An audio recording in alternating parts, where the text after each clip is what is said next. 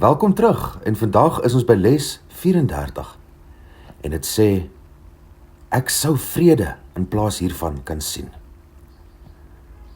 Vandag se oefening lei ons na die besef dat ware vrede binne begin.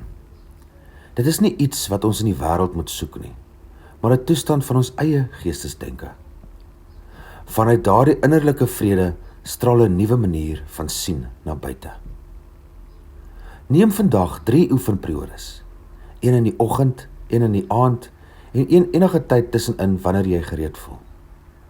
Sluit jou oë, bring jou aandag na binne. Laat jou geestesdenke oop wees vir wat opkom. Vrees, bekommernis, angs of herinneringe aan mense en situasies wat jou ontstel.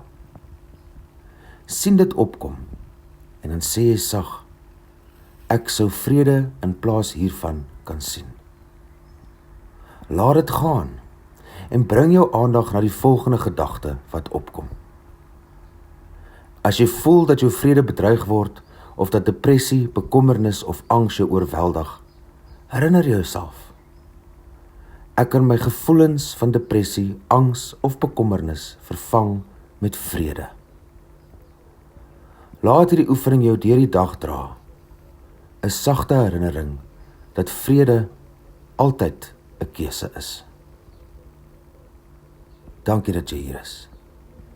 Vergewe, sien anders. Leef in lig.